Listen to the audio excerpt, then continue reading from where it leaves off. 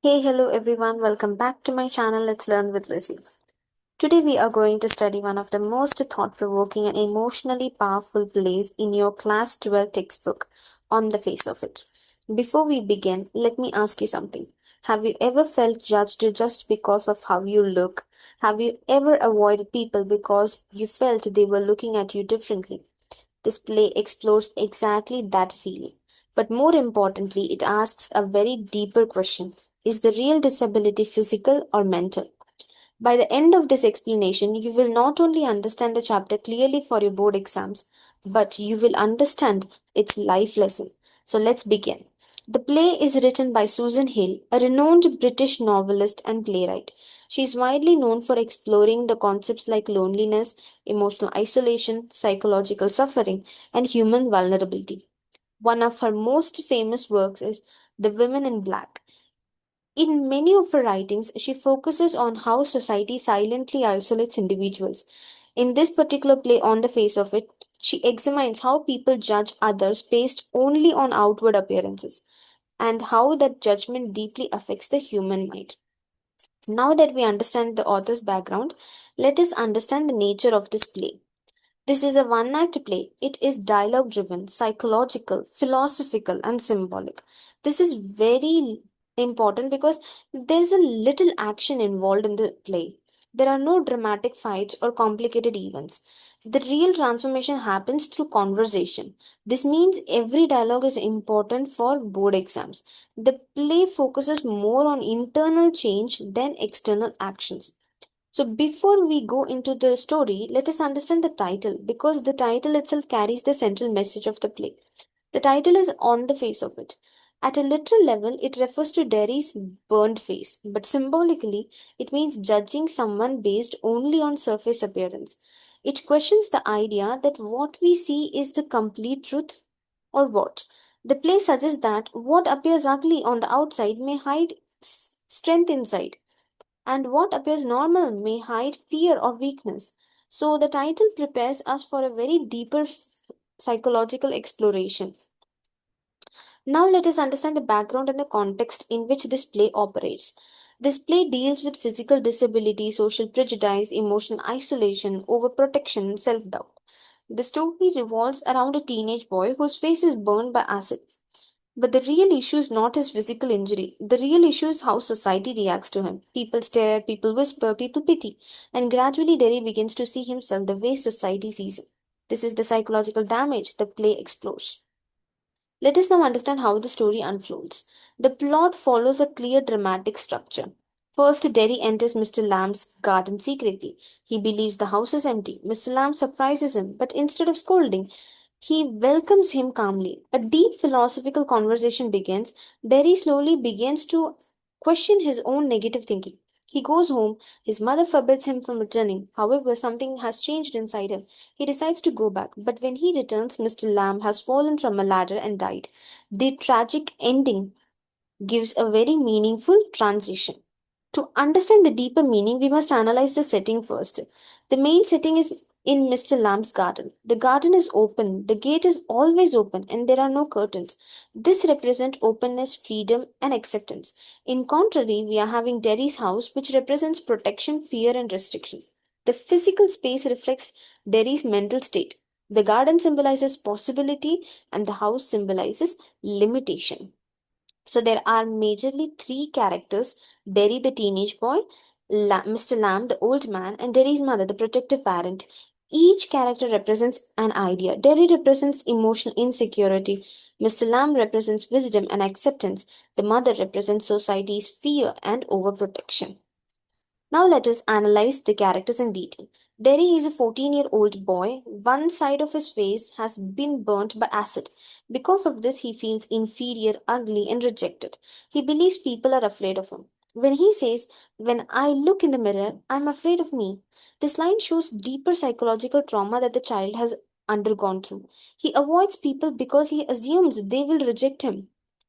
His anger is actually pain. His aggression is actually insecurity. He pushes people away before they reject him because he doesn't want to be rejected by the people. And then we are having Mr. Lamb, who is a contradictory character to Derry. Mr. Lamb has lost his leg in the war, and children call him Lammy Lamb, but he does not feel ashamed of it. He lives openly. He keeps his gate open. He welcomes children. He makes toffee for them. He says it's all life growing. He accepts everything, even in his disability. Here, Mr. Lamb is also physically disabled, but he's emotionally strong. That is the key difference between him and Derry. So now let us focus on the contrast between Derry and Mr. Lamb. Derry is young but mentally trapped. Mr. Lamb is old but mentally free. Derry focuses on his scars, insecurity, and anger, whereas Mr. Lamb is calm and confident. Derry feels isolated, rejected, and Mr. Lamb accepts the rejection. Derry avoids the society before it rejects him, and Mr. Lamb welcomes the society by keeping his gates open. One side, Derry focuses on face and the appearance and the outer world, whereas on the other hand, Mr. Lamb focuses on life. This contrast is very important for long answer questions. So you can have a screenshot of it and analyze this question in detail when asked in the exams. So now moving on to the conflict given in the play. There are three types of conflicts which are given in the play. First is the external conflicts, which is talking about Derry versus society, Derry versus his mother. And then comes the internal conflict, that is Derry versus himself and his self image versus his desire to belong in a society. And finally, we are having the philosophical conflict, that is fear versus acceptance, isolation versus participation, and negativity versus optimism. The play revolves around whether Derry will remain trapped in fear or step into the freedom. Now, moving on to the scene 1, let's analyze the scene in detail. Derry enters in the garden secretly. He expects rejection, but instead, Mr. Lamb calmly says, "Mind the apples." This unexpected kindness surprises Derry. The conversation begins very casually, but gradually it becomes philosophical. For the first time, someone speaks to him normally without pity. This moment begins his transformation. They discuss about weeds and flowers. Mr. Lamb asks, "Why is one called a weed and other a flower? Both are life. This is symbolic. Society labels people unfairly." They also discuss about the story of a man who locked himself in a room out of fear. The message is very clear. You cannot escape life by hiding. Fear does not protect you, it traps you. So now let us focus on symbolism used in scene 1. The weeds symbolize rejected individuals, the bees symbolize harmony and cooperation, the garden symbolizes the world, the open gate symbolizes freedom, and everything in the play carries deeper meaning. So now moving on to hidden loneliness of Mr. Lamb. At the end of scene 1, Mr. Lamb says softly, "They never do come back." This line reveals his loneliness. He is positive, but he is alone. People visit, but they do not stay. He accepts loneliness without bitterness. This is emotional maturity that Mr. Lamb is having. Then moving on to scene 2, the conflict at home. Derry's mother forbids him from going back.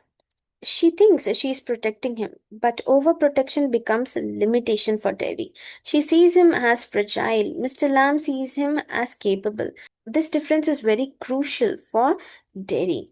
Derry says, "If I don't go back, I'll never go anywhere in this world again." This is the turning point. For the first time, he chooses courage. He wants participation. He wants the world. This shows his inner transformation. And now, moving on to scene 3, which is the tragic climax of the story. Mr. Lamb climbs a ladder to pluck crab apples. There is a sudden crash, silence. Terry runs back excitedly. "You see, I came back." But Mr. Lamb is dead. This is tragic irony. He returned, but too late. The ending teaches us life is unpredictable. Opportunities are temporary. Changes must not be delayed. And Mr. Lamb's death becomes Derry's final awakening. The lesson becomes permanent for Derry. So, what are the major themes which are present in the story? First comes the appearance versus reality, then physical versus emotional disability, loneliness, fear, acceptance, participation in life. The play ultimately asks, who is truly disabled? And moving on to the psychological analysis of the play. Derry represents social anxiety, inferiority complex, and defensive aggression, whereas Mr. Lamb symbolizes emotional resilience, acceptance mindset, and inner peace. The play studies human psychology very deeply, and this story talks about psychological transformation in the characters. Then, moving on to the dramatic techniques used in the story, the author uses dramatic techniques like symbolism, irony, sound effects, dialogue spaced progression, minimalism, and tragic ending. These techniques enhance emotional intensity of the play. Now, let us look at some important quotes for board exams. People are never just nothing. Acid only burns your face. The gates always open. Everything's different. Everything's the same. If I don't go back there, I will never go anywhere. Use these quotations in order to increase the standard of your long answers. Now let's have a quick view on the value points which are given in this play. Do not judge by appearance. Physical disability does not mean weakness. Fear limits growth. Isolation increases suffering. And acceptance creates freedom. In conclusion, on the face of it, is not merely about a burnt face or a thin leg. It is about breaking mental barriers. It teaches us that fear isolates, acceptance liberates, and courage transforms. And the final message is the greatest disability is a closed mind. And that's it for today. Thank you for watching till the end of the video. If you felt like this video was helpful, kindly please hit the like, share, and subscribe button. And see you soon in the upcoming video. Till that time, take care. Bye bye.